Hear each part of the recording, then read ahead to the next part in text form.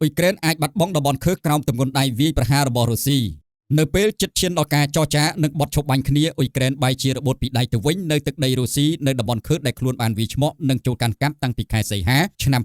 2024ប្រភពពីសមរភូមិជួរមុខបានបង្ហាញថារុស្ស៊ីកំពុងតែសម្រុកវាយប្រហារយកតំបន់ខឺពីកណ្ដាប់ដៃអ៊ុយក្រែនសឹងតែបានទាំងស្រុងហើយបន្ទាប់ពីកងទ័ពអ៊ុយក្រែនជាប់ការឡោមព័ទ្ធកងទ័ពរុស្ស៊ីប្រើយុទ្ធសាស្ត្រប្លែកៗពួកគេមិនវាយចំហនោះទេប៉ុន្តែវាយឆ្មត់ទៅវិញទាហានរុស្ស៊ីដើរតាមបំពង់បង្ហូរប្រេងចម្ងាយជាង10គីឡូម៉ែត្រដើម្បីវាយពីក្រោយខ្នងធ្វើឲ្យអ៊ុយក្រែនសឹងតែដាច់ផ្ងាម្ដងបើពួកគេមិនដកថយនោះទេរុស្ស៊ីនឹងហុំព័ទ្ធជិតឈឹងហើយនឹងចាប់បានទាំងអស់នាយកព័ត៌មានបែបប្លុករបស់រុស្ស៊ីនិងអ៊ុយក្រែនសិតសឹងតែនិយាយដូចគ្នាថាកងទ័ពអ៊ុយក្រែនបានដកថយជាបន្តបន្ទាប់ព្រោះពួកគេមិនអាចស៊ូទ្រាំនឹងយុទ្ធសាស្ត្រវាយឆ្មក់របស់រុស្ស៊ីបាននោះទេសូមរំលឹកថាកាលពីថ្ងៃទី6ខែសីហាឆ្នាំ2024អ៊ុយក្រែនបានវាយឆ្មក់ចូលតំបន់ខឺនៅជាប់ព្រំដែនរុស្ស៊ីនិងអ៊ុយក្រែនតែម្ដងការនោះពួកគេកាន់កាប់បានទឹកដីជាច្រើនគួរសមដែររហូតជាង1000គីឡូម៉ែត្រការ៉េអ៊ុយក្រែនពីដំបូងគិតថាខ្លួនត្រូវតែបន្តខាំក្រាបនៅតំបន់ខឺដើម្បីយកទឹកដីធ្វើជាលក្ខខណ្ឌតថ្លៃគ្នាផែនការនយោបាយនៅពេលដែលមានការចរចាសន្តិភាពរុស្ស៊ីធ្លាប់ដាក់ផែនការវាយបណ្ដេញកងទ័ពអ៊ុយក្រែនឲ្យអស់ពីតំបន់ខឺមុនពេលលោកត្រាំស្បត់ចូលកាន់តំណែងប៉ុន្តែពួកគេធ្វើមិនបានសម្រេចនោះទេ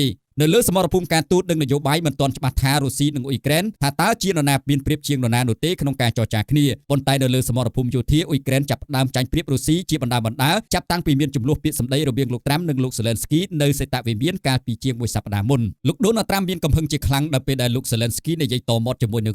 លោកក៏សម្រេចចិត្តផ្ដាច់ជំនួយយោធានិងព័ត៌មានសម្ងាត់ដែលធ្វើឲ្យរុស្ស៊ីឆ្លៀតនៅក្នុងឱកាសនេះធ្វើការវាយប្រហារទៅលើអ៊ុយក្រែនកាន់តែខ្លាំងក្រសួងការពារជាតិរុស្ស៊ីបានថ្លែងថាកងទ័ពរបស់ខ្លួនទើបតែវាយបានភូមិចំនួន5មកវិញអ្នកនាំពាក្យវិមានក្រមឡាំងយល់ថាសភាពការវិវត្តថ្មីៗនេះជាសញ្ញាល្អសម្រាប់រុស្ស៊ីដោយឡែកប្លុកហ្គើនិងសារព័ត៌មានរដ្ឋរបស់រុស្ស៊ីបង្ហាញរូបទាហានរុស្ស៊ីឆោកាន់ដងទង់ជាតិនៅទីក្រុងស៊ុតសាដែលស្ថិតនៅគៀកនឹងព្រំដែនអ៊ុយក្រែនតែម្ដងនៅក្នុងរូបនោះពួកគេឆោនៅលើផ្លូវ highway ដែលអ៊ុយក្រែនប្រើប្រាស់សម្រាប់ដឹកជញ្ជូនភស្តុភារទៅសមរភូមិជួរមុខបើគេស្ដាប់ពីខាងភាគីអ៊ុយក្រែនមេបញ្ជាការកងទ័ពអ៊ុយក្រែនបានថ្លែងថាកងទ័ពខ្លួនមិនដល់ថ្នាក់រុស្ស៊ីហុំព័ទ្ធជិតឈឹងនោះទេលោកទទួលស្គាល់ថាពួកគេលែងវាយលុកហើយប៉ុន្តែវាយទប់ទល់វិញម្ដងផ្ទុយពីការអះអាងនេះអ្នកសរសេរប្លុករបស់អ៊ុយក្រែនប្រមាណមើលឃើញថាតាមមើលទៅទាហានអ៊ុយក្រែនប្រហែលជាមិនអាចស៊ូទ្រាំនៅតំបន់ខឺតទៅទៀតបាននោះទេពួកគេបុកជាចាកចេញពីតំបន់ខឺឆាប់ៗនេះយ៉ាងខ្លាំងត្រឹមថ្ងៃសុក្រសប្តាហ៍នេះគ្មានវត្តមានទាហានអ៊ុយក្រែននៅទីនោះទៀតឡើយខាងលើនេះគឺជាការផ្សាយរបស់ទីភ្នាក់ងារសារព័ត៌មាន Reuters និងប្រភពដទៃទៀត